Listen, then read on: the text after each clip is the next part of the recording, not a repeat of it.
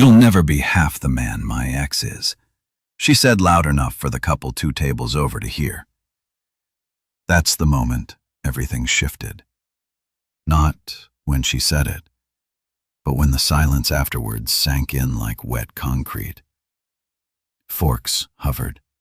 Glasses froze mid-air. I watched a drop of wine cling to the rim of her goblet like even it wanted to get the hell out. Across from me, Denise smirked with the confidence of a woman who thought she'd won something. It was our anniversary. 40 years since we met. 36 since we married. 24 since we moved into that house. I spent 2 years designing from scratch. 12 since I retired and gave her the freedom to find herself through yoga, a nonprofit board seat, and apparently reminiscing about her high school quarterback ex like he was some kind of life benchmark. She looked at me like she expected a reaction. I gave her none. I finished chewing, swallowed, dabbed the corners of my mouth with the cloth napkin like I was judging a steak, not a marriage. Then I nodded once evenly. "Thanks for the update," I said. Her friends at the table. Our friends once upon a time shifted uncomfortably. Carol reached for the check. Mitch pretended to get a work call. The waiter stood there with my creme brulee, deciding whether to place it or flee. But I didn't move, didn't blink. I took the dessert. The thing no one realized, especially Denise, was that my silence wasn't shock. It was strategy. I had already known. The way she'd been leaving subtle hints like breadcrumbs from a woman who wanted to get caught but needed to feel like a victim when she did. The gym bag that always smelled like cologne that wasn't mine. Her sudden rediscovered taste for whiskey sour, his old favorite. According to a yearbook, she once drunkenly forced me to flip through the playlist on the kitchen speaker. All 90s throwbacks. Nostalgia with a heart on. And the telltale symbol. She wore the emerald necklace he gave her in college, the one I found in a sealed box in our attic 5 years ago and never mentioned. She claimed she pawned it during a rough patch. Now, there it was around her neck, glinting like a neon sign, screaming, "I miss him." So, no, I wasn't surprised. I was calibrated. I watched her laugh as we left the restaurant arm in arm with Carol whispering loud enough for me to hear. He just sat there like a statue, doesn't even fight for me. They thought I cracked, that I'd retreat back into the quiet little man cave she never visited, that I'd stew and lick invisible wounds while she played co-ed on social media and slid her ring off for photo oots. But I wasn't stewing. I was downloading. Because 2 months earlier I'd hired a digital forensics firm. Nothing flashy, just a friend's referral after Denise mistakenly sent me a Venmo moment for someone named Jay. The note said, "Last night was fire," followed by 3 chilly emojis and a wink. I played dumb. "Is this for me?" She replied, "Oops, meant to send it to Janet." Right. Janet, who lives in Iowa and thinks texting is evil. That oops cost her everything. I had to mirror her phone quietly, legally. Every photo, note, app backup, and voice memo now mirrored to a separate cloud folder she didn't know existed. I didn't even look at it right away. I waited. Let her dig the hole. Let her pour champagne into it. Now it was deep. And after that dinner, the final shovelful had been tossed in the parking lot. She asked me, "Not going to say anything?" I looked at her like she was a background actor in someone else's movie, then unlocked the car door and got in without a word. Let her talk. Let her gloat. Let her pull out her phone and text God knows who about the losers she's stuck with. I saw it. I had it. Every photo, every late night thinking about you whisper she thought was just between her and whatever ghost she was chasing. That night, as she fell asleep smug in her triumph, I opened my laptop, typed a single sentence. Proceed. She made it public, then attached a file, titled it Pre-Anniversary Revisions. Sent it off. While she dreamed of her ex, I was erasing her future, one clause at a time. The first message hit the group chat less than 20 minutes after we got home. I was still taking off my shoes. He just sat there like a loser. Then the kicker. Honestly, it was too easy. I almost felt bad. Almost. 3 laughing emojis, a gif of a bored cat, and a selfie she took under the restaurant chandelier with me in the background. Blurry mid-bite. She captioned it, "This man thinks we're still in love." They all laughed. Carol, Lauren, even Marcy, her cousin who once cried on our couch when her boyfriend left her for someone younger. Now she was in on the joke too. I didn't respond, didn't confront, didn't slam a door or throw a glass. I walked past her in the hallway. She didn't even look up from her phone, still chuckling, still scrolling. She called out mockingly, "Don't worry, Roger." You were a great audience. I stopped only to glance at the thermostat. She always turned it up when she drank. Cheap wine turned her into a sweaty narcissist. I adjusted it back down calmly, clinically. In my office, I powered on the MacBook Pro she never knew the password to. Not the main one. The other one. The quiet one. The folder was already open. Exit package. Inside PDF copies of our trust agreement.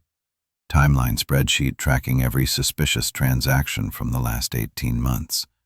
Screenshots of all her mirrored messages. A scanned copy of a prenup she thought had expired but didn't. In one new document, a revised property distribution clause marked, "Ready for review by my lawyer." I typed a brief message. "Miles, as discussed, initiate process under the public disparagement clause. Refer to Addendum 3, pages 4 and 7. Upload full documentation to court portal. Confidentiality flag on subject. Activate." Then I attached the file titled simply Pre-Anniversary Revisions.pdf. It uploaded fast. My internet never lagged. I hovered a moment before pressing send. There was no satisfaction, no smugness. Just a stillness that comes when you realize the person across the hall from you doesn't exist anymore. Denise was still giggling to herself when I passed the kitchen. Now on a video call with Lauren, recounting the toast like it was some kind of victory lap. And I said, "You'll never be half the man my ex is." You should have seen his face, Lauren. He looked like a kicked puppy. He actually just thanked me. Can you believe that? Lauren's voice crackled through the speaker. "Girl, that's iconic. I swear you should have been on Real Housewives." Did he even flinch? "Nope," Denise said, taking a long sip like a statue. "Honestly, I think he's going senile. Makes this easier." She laughed again, harder this time. I stood by the fridge just long enough to see the reflection of her face in the microwave door. So pleased with herself, so utterly unaware. She didn't know that tonight she didn't just humiliate a man. She detonated her safety net. The thing about timing is most people don't realize they're in the trap until it's already snapped shut. By the time she'd finished her third glass, my attorney had already submitted the documents for emergency review. The house she thought we co-owned was now flagged under asset reassessment. The shared account she used to buy her new shoes last week, frozen by court order. She thought she'd embarrass me in front of friends. What she really did was hand me legal ammunition in front of witnesses. The most powerful trigger isn't rage. It's silence, and I had just pulled it. At 11:17 a.m., her laughter changed, not the loud, attention-demanding cackle from earlier that evening. This one was quieter, intimate, the kind she used to reserve for inside jokes and bedroom whispers. I heard it through the wall, Not loud, but sharp enough to cut through drywall and dignity. She was lying in bed, legs tangled in the overpriced linen sheets I bought last fall, whispering into her phone like a teenager sneaking past curfew. I didn't need to listen in. I already had a copy. Denise had no idea her iCloud backups were mirrored. I hadn't installed spyware or anything illegal. I'm not stupid. I used a recovery trick and it Buddy showed me after his own divorce scorched his life. Create a secondary iCloud device under the same Apple ID. Register it quietly and let it sync. All legal, all trackable, all hers. Everything she saved I saw. Every text, every live photo, even the one she deleted seconds later. So I knew when she typed. Guess who I humiliated tonight? I saw the little photo she attached, me looking down at my creme brulee. The background blurred. She cropped it just enough to cut out her wine glass and her friends' stunned faces. Then the follow-up text. Wish it were you I came home to. Followed by a black heart emoji. The digital version of spit in my face. His name Jared. That was the J from her botched Venmo transfer months ago. He used to bartend at a resort we stayed at 15 years ago. She ran into him at her friend's yoga retreat last spring, the one she swore didn't even have cell reception. Turns out it did, just not for me. The irony? He's now a landscaping contractor with an ego so inflated you could spot it from space. And she was trying to resurrect their little high school summer romance meets midlife delusion like some sad Lifetime movie. She thought this was power, that mocking me in a private thread made her some kind of femme fatale. But this wasn't seduction. It was evidence. At 1:21 a.m., she sent him another message. You were always better in bed. Even back then, wish I hadn't settled. I didn't even flinch. Instead, I clicked download on the do.zip archive syncing from her cloud to my secured drive. All labeled, all time-stamped, all admissible.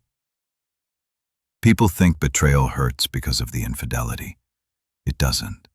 It hurts because of the confidence. The way they act like you'll never know. Like you're too slow, too kind, too old, too blind to catch on. Like your silence equals stupidity. But in my silence, I was archiving. By 2:04 a.m., her entire photo roll had synced, including a shot from last weekend's girls-only trip, the one where she said they stayed in, watched movies, drank tea. Funny, I don't remember her friends having tattoos that say warrior on their hips or hands, rough enough to belong to a man who lays brick 5 days a week. There he was, a Jared, shirtless, holding a champagne bottle in the background while Denise posed with a pout. She saved it under the name DSCN_1434. Lazy. Predictable. I forwarded it all to Miles, my attorney. Subject line, supplemental materials, disparagement plus adultery threats. No commentary, no emotion, just data. Back in the bedroom, I heard the buzz of her phone vibrating on the nightstand. She giggled again, this time softer as she typed another reply. I didn't bother to check it. I didn't need more. The goal wasn't confrontation. It was construction. Brick by digital brick. I was building the wall she'd slam into. She thought she was writing a love story. I was writing the conclusion. And she had just given me the final paragraph. At 3:12 a.m., Denise was snoring softly beside an empty wine glass and an ego freshly polished with delusion. At 3:13, I was logged into the family financial dashboard. Quiet, deliberate, no wasted motion. She'd never bothered learning how it worked. That was always Roger's thing. Her talents, as she often reminded dinner guests, were more interpersonal. Translation, she flirted well remembered birthdays, and could charm any waiter into giving us free dessert. But estate structuring, tax-shielded investments, that lived in my world. And tonight, that world closed its doors behind her. I started with the joint brokerage account, $500,000 and change. Not bad for a man she called retired and boring. I'd already set up the firewall a year ago when she first started getting too busy for our Sunday rituals. The trust was dormant back then, just a shell. Tonight, it woke up. The money moved fast into the Calhoun Heritage Irrevocable Trust, irrevocable being the key word. Denise's name wasn't anywhere near it, never had been. Calhoun, that's my mother's maiden name. I even used it on the paperwork just in case she ever sniffed around. By 3/26, the trust owned the brokerage account, the post-retirement real estate fund, my pension rollover, and a little bonus, the residuals from a patent I'd sold back in '09. Small, but poetic. Next, the house. She thought it was ours, laughed once about putting up her Pilates certificate in the guest room like it meant something. But the title that hadn't been in our names for over 4 years.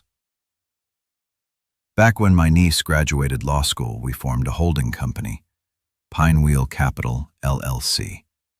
I told Denise it was a tax write-off for her internship. She bought it, hook, line, and Chardonnay. In reality, Pinewheel bought our house, cash, quietly. I still paid the property taxes, still did the yard work, still repaired the gutters. But legally we were tenants with a month-to-month agreement. The only difference between a landlord and a husband is paperwork, and I had plenty. By 3/41, I'd filed a notice of reorganization with the county clerk. Routine, automatic. But it ensured that in any asset audit, Denise's name would appear nowhere. Her contribution to the property had been a Pinterest board and a very aggressive argument over backsplash tiles. 3/49. I opened the secondary checking account, one I hadn't touched in months, seeded long ago for a rainy day. That day had arrived. I moved the remaining joint funds, $87,492.14. Clean sweep. Denise had always insisted on using a black AMX with her name on it. Image over access. The joint card, however, the one connected to actual money. She hadn't swiped it since Easter. That worked out nicely. By 4 o'clock, I'd rerouted the mailing address for all statements to a P.O. box registered to the trust. I even updated the online profile image. Something new, something symbolic. A raven. Not because I'm superstitious, but because I like the idea of a bird that waits, watches, and never forgets. I closed the laptop, poured myself a glass of water. She stirred in bed, rolled over, mumbled something like, thermostat's broken again, then curled back into sleep. No, sweetheart, the thermostat works just fine. You're the one who's frozen. Tomorrow she'd wake up thinking she still had options, still had leverage, still had some version of me on standby, waiting for her tantrum to pass. But tonight, I became untouchable. While she dreamed about Jared's compliments and her next Instagram caption, I'd locked every exit behind her. The audit wasn't just cold, it was surgical. I woke up at 9:43 a.m., a luxury I hadn't allowed myself in years. Sunlight was already pushing through the blinds, slicing across the hardwood floor like quiet applause. I stretched, yawned, and patted into the kitchen. French press, Kenyan roast, quiet hum of the refrigerator. I didn't rush. Let the world scream. I built this moment to be silent. When I finally reached for my phone, the screen lit up like a Christmas tree strapped to a panic attack. 255 missed calls. Denise, her sister, a number I didn't recognize. One listed as Yoga Susan, another with no ID. Probably Jared doing his best impression of someone who still mattered. And the voicemails. God, the voicemails. First one, Denise screaming. Not dramatic crying, this was feral. Why is my card declined? I'm at the damn gas station and this idiot is holding my wallet. Roger, call me right now. She was breathing like she'd run a marathon fueled by entitlement and espresso shots. Next message, her sister Cynthia. Fake sweet, but on edge. Roger, I don't know what's going on, but Denise is hysterical. She said the house, your house, is locked. Change locks. Are you okay? I'm sure this is just a misunderstanding. Ah, that word again. Misunderstanding. Like, adultery is just bad communication. The third one was my favorite. Jared's number. Short. Clipped. Hey man, not sure what's happening, but Denise is really upset. Thought maybe we could talk. Click. I didn't even finish it. I let the voicemail delete itself like it wasn't even worth storing. Meanwhile, texts were coming in like popcorn kernels under pressure. Roger, this isn't funny. Are you seriously freezing me out? The mortgage company said the account name changed. Where is our money? What did you do? Each message more frantic than the last. But what caught my eye wasn't the screaming. It was the timestamps. Her first attempt had been at 7:12 a.m., right after she tried to buy coffee. Her MX declined. She thought it was a glitch. Then her debit card failed at the gas station. By 7:30, she was at her sister's house using Cynthia's phone to try my number again and again. By 8:15, she called the bank. By 8:27, the words unauthorized account modification probably left her lips for the first time. And by 8:59, she called her lawyer. I know, because the bank's fraud department called me for verification at 9:01. Just as I was pouring my second cup of coffee, I confirmed everything. I wasn't hiding, I was reorganizing. By 10:06, the last voicemail came in. Denise again, quieter this time, but more dangerous. If you don't call me back, I swear to God, I will make this ugly. I will ruin you, Roger. You think you're smart? You think you're the victim here? No, Denise. I was the victim. Past tense. No, I'm just the man holding the receipts. She tried calling one more time as I opened my news app. I declined to call mid-ring. Let her stew in the rejection. Let her sit in that echo chamber where she always assumed I was the lesser man. She still hadn't figured out that her power had been rented, leased through my goodwill, financed by my patience, and I'd repossessed every inch of it. While she panicked, I took a sip of hot coffee. Calm, steady, clean. Sometimes revenge doesn't require shouting. Sometimes it just requires not picking up the phone. By 11:02 a.m., Denise was on the road, driving like a woman possessed, wearing sunglasses that didn't hide the mascara streak down her cheekbones. The phone was on speaker, bouncing between her lap and the center console, still calling me every 5 minutes like repetition could summon control. Traffic lights blurred, horns honked. She didn't notice. All she knew was that her name no longer worked at the bank. Her cards were dead and the mortgage company had said something about corporate restructuring. Her reality had started bleeding at the edges. She needed an anchor. She needed the house. The place with the rose bushes she pretended to water for Instagram. The kitchen where she burned soup but filmed herself plating takeout like a gourmet chef. The upstairs bathroom with the mirror she called her truth teller because, in her words, it made her look younger than Roger deserves. That house was more than walls to her. It was her stage. So when she pulled into the driveway at 11:49 a.m., she expected to step back into her kingdom, to stomp up the stairs, find me brooding in the den, and start her monologue about what I'd really meant by all this. Maybe even cry. She was good at tears when cornered, but the house didn't greet her. The keypad glared red. Her key didn't fit. She tried again harder, jammed it like force could negotiate, then moved to the side door. Same result. Even the garage had a new panel.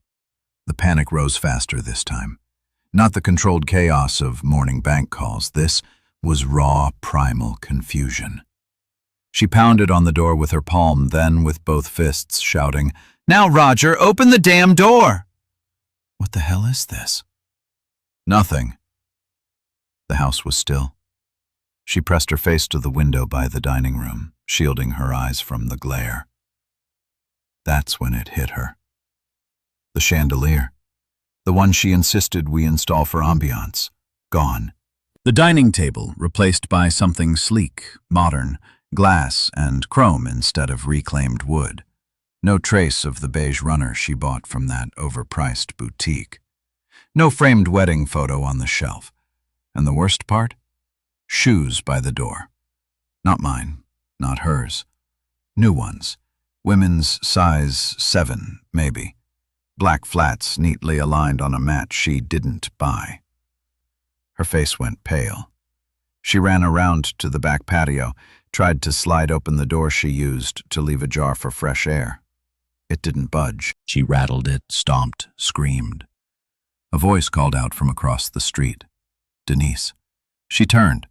It was Harold, retired, widowed, and nosy as hell, always trimming his hedges like the yard was a battleground. "I thought you moved out last week," he said, blinking. "Didn't know you were coming back." She stared at him, blinking like she'd just been slapped. "What are you talking about?" He scratched his chin, oblivious. "That younger woman, the one with the curly hair. She moved in last Thursday, right? Thought it was your niece or something." I said, "Hello." She said she was the new tenant. "Place looks great, by the way, tenant." Tenant. Her head spun. She turned back to the house. The mat at the door no longer said, "Welcome." It said, "Live deliberately." A new life had started in her house. Denise stood frozen for a full 30 seconds before she grabbed her phone again. No missed calls. No new messages. She typed fast, thumb shaking. "Roger, we need to talk. This isn't funny anymore. Did you rent the house? Sell it? I have rights. You can't do this. I will call a lawyer." "I will." But I'd already seen it. The text synced to the archive folder in real time, landing next to last night's flirty whispers and this morning's meltdown. She tried calling again, straight to voicemail. And across town I sat in a downtown cafe sipping espresso, reading the lease agreement my niece had drafted. 12-month term, paid in full. Tenant, Claire Harper. My niece, law degree, excellent credit. No tolerance for drama. The house hadn't vanished. It had simply moved on. And Denise? She was locked outside of a life she thought she could humiliate and still own. The doorbell rang at exactly 3:06 p.m. Cynthia opened it, still in her robe, annoyed. She was halfway through her second mimosa and didn't appreciate surprises, especially not from couriers holding clipboards. "Signature required," the man said, emotionless. "Brown uniform, clean clipboard, envelope thick enough to slap. No return address for Denise R." "That's my sister," Cynthia cut in. "She's—" "I'll wait," he said, already raising the stylus. Denise came stomping down the hallway, barefoot, phone still in hand from her 50th unanswered call to me. Her hair was a mess, eyeliner smudged into war paint. She looked like she'd just run a marathon through legal ambiguity. She signed without reading, assumed it was a lawyer or the bank or maybe even a pathetic apology letter from me with flowers stuffed inside like I used to do when we were 25 and still believed in soft landings. Instead, she opened the envelope and pulled out the first document. Marriage nullification via trust dissolution. Not a divorce filing, not a request. A declaration, full summary, neutral tone, deadly consequences. The trust that shielded every asset was formally, irrevocably severed from her. No appeal, No negotiation. The second page, court notification. Transfer of ownership validated, stamped, signed. Official. The house she just got locked out of. Never hers. The bank had acknowledged the full transfer. And the new tenant, Claire Harper, was fully legal, fully paid. Denise had as much standing as a raccoon on the front porch. The third page, a still image, low-res cropped but unmistakable. Her phone screen, message bubble. Guess who I humiliated tonight? Under it, my face, bored, chewing steak. Unaware she was staging a photo for the man she'd been mentally undressing all year. The ex, she swore, was a lesson, not a person. Denise stared at it, color draining from her skin like someone had pulled the plug. Then she reached the final piece. A handwritten note, single sentence, centered. This wasn't about him. This was about you not seeing me. No signature, no threat, no closing flourish. Just that the world didn't end in screaming. It ended in silence. She sat down on the couch without saying a word. Cynthia asked, "What is it?" Once, maybe twice. No answer. Denise just stared at the note like it had hit her with more force than any courtroom ever could. It hadn't just told her she lost. It told her why. She'd always believed humiliation was a power move. Something to toss out like confetti while I stood beneath it, smiling through gritted teeth. But this was calculated, choreographed, clean, and for once, there was no one to perform for. No audience, no laughing group chat, just a couch, a courier slip, and a truth she couldn't twist. This wasn't about her ex. It was about her blind spot. Me.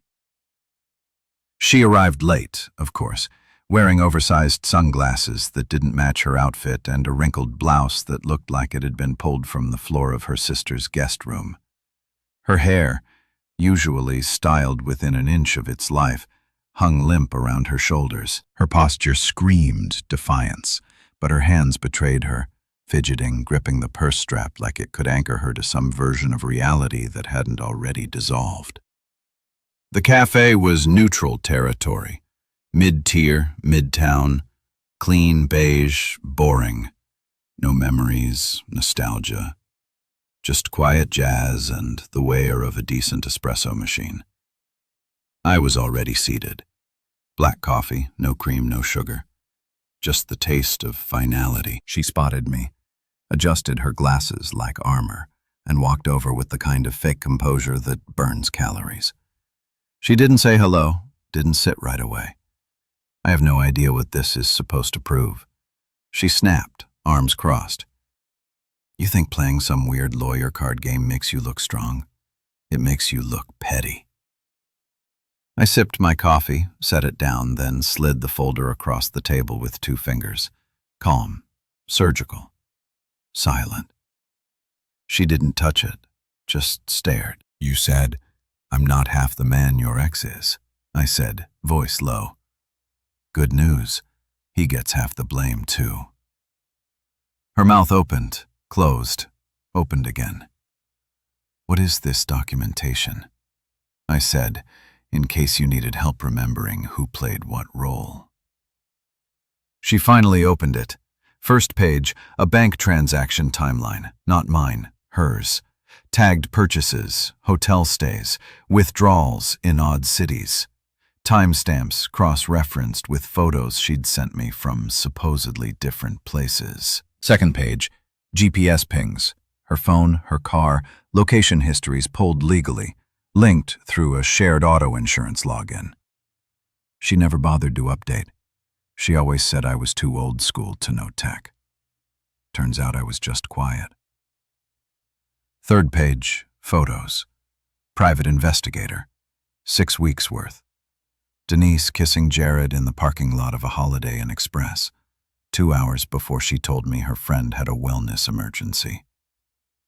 Another shot.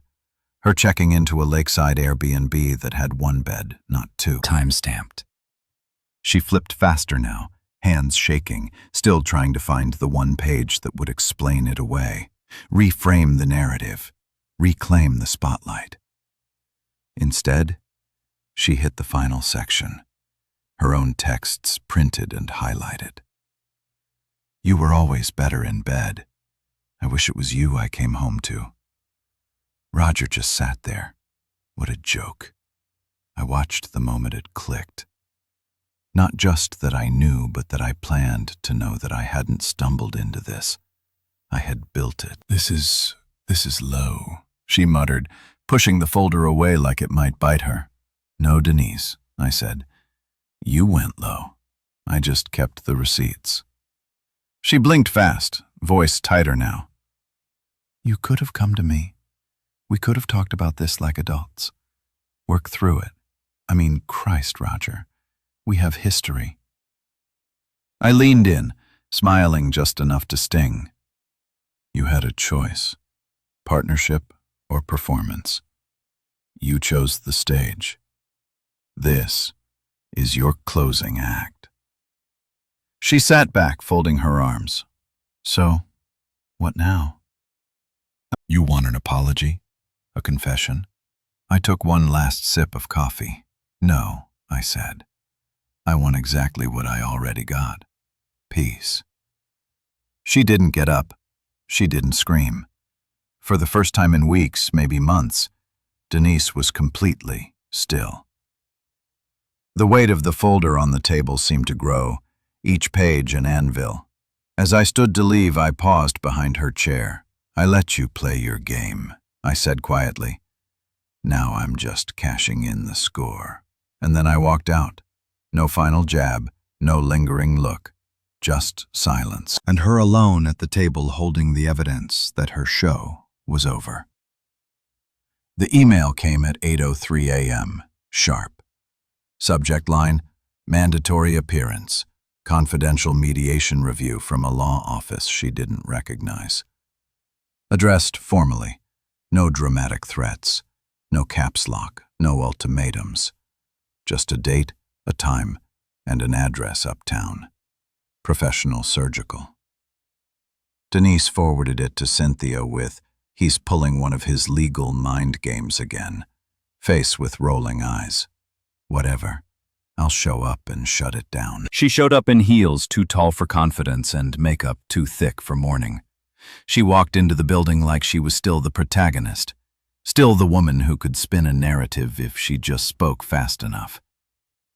The receptionist offered a glass of water. She declined. She always did. Admitting thirst was in her mind a kind of weakness. A tall, stone-faced man in a charcoal suit opened the door to the meeting room. Miss Rar, this way. The room was cold. One long table, 3 chairs. A flat screen on the wall, already playing muted. She froze mid-step. On screen, a still from the restaurant, her face twisted mid-toast, eyes glinting with cruelty. Wine glass raised, then video, her voice crystal clear. You'll never be half the man my ex is. Laughter, hers, louder than she remembered. Roger calmly chewing, still unmoved. She blinked rapidly, as if that could turn it off. Is this some dramatic little project? She snapped. Did he hire a filmmaker for this? The lawyer said nothing. The screen changed. Footage from a hotel lobby. Her checking in with Jared wearing yoga leggings and oversized sunglasses. Her hand resting on his chest at the reception desk.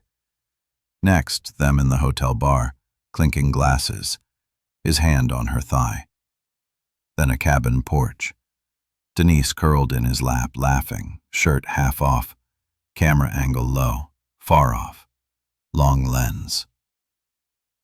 She stepped back, instinctive, primitive. That's a violation, she stammered. The lawyer, still silent, clicked a remote, paused the video. The screen froze on her kissing Jared outside a rental car. "I believe," he said calmly, "you referred to these as your weekends with friends." Denise's knees almost buckled. She caught the chair and dropped into it. "No one was supposed to see that," she whispered. "We have bank statements, text logs, hotel bookings, all admissible." The lawyer continued, sliding a folder toward her. "You've publicly disparaged your husband. You've used joint assets to fund those activities." She didn't respond. Her mascara was cracking now, betraying the shock she was trying so hard to suppress. And he said, flipping to the final document, "You breached the moral behavior clause in your prenup, an agreement that I must clarify never expired." Denise looked up, lip trembling. "You're bluffing. He wouldn't go public. He's not like that." The lawyer held her gaze. "I'm not here to convince you he would. I'm here to ask if you'd prefer he didn't."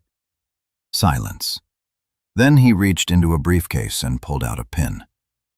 "These are the terms. You waive any claims to the house, no spousal support. You retain your car, your personal belongings, and a modest severance payment from the trust signed, not negotiated."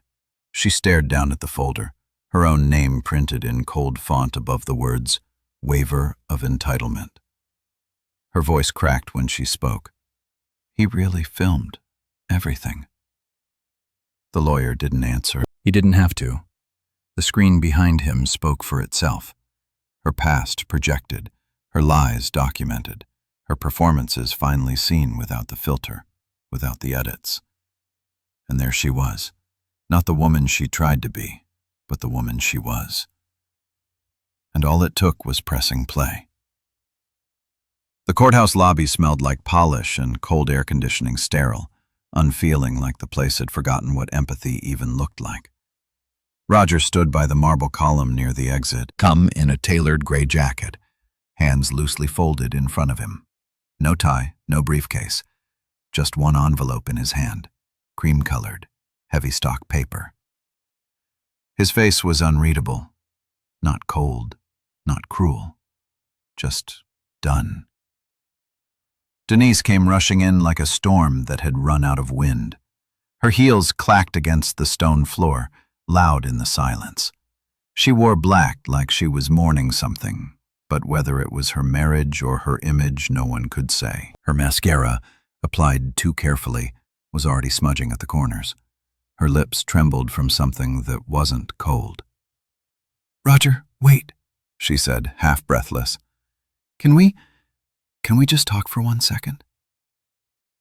He didn't flinch, didn't move toward her, just looked at her like someone examining a house that had already burned down. I didn't think you'd go through with all this. I thought we could. I mean, we've been through worse, haven't we?" Her voice cracked like ice under weight. He held out the envelope, said nothing. She hesitated, then took it with both hands like it might explode. It didn't. It just sat there, quiet, final, heavier than it looked. "I didn't mean it the way it sounded that night," she said quickly, rambling now. "The thing I said about Jared, it was stupid. I was drunk and angry." Roger finally spoke, calm, measured. "I see. You said I'm not half the man your ex is." Denise's face crumpled, eyes glassy. She nodded once, silent tears now. Raw regret twisted with the realization that nothing she said was going to rewind the last few months. He leaned in slightly, close enough for her to smell the faint sin of black coffee and something like finality. "Turns out," he said softly, "you're not even half the woman I thought you were." Then he turned and walked toward the exit. No yelling, no guilt-tripping, no threats of what comes next. Just the sound of his shoes tapping once, twice, then fading into quiet as the heavy doors opened. Denise stood in the center of the lobby, envelope still in hand, shaking as families and lawyers and strangers passed by. No one stopping, no one seeing her the way she needed to be seen. Inside the envelope was no letter, no parting words, just a single printed page. Finalized agreement signed, filed, executed. And below that a small printed quote faint in gray ink. Some endings aren't loud, they're clean. And for the first time in her life, Denise realized silence could be louder than any revenge.